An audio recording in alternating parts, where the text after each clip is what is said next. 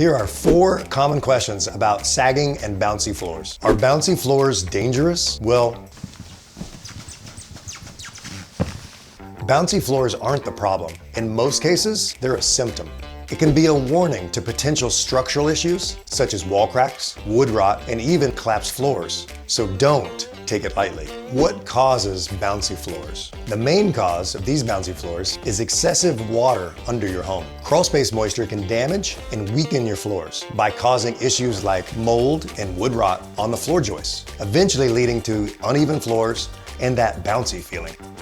Can I have floor joist problems even if I don't notice them? Issues with your floor joists can exist even with symptoms that are not too noticeable. A slight slant in the floors might not seem like much, but it can be the beginning of a serious issue.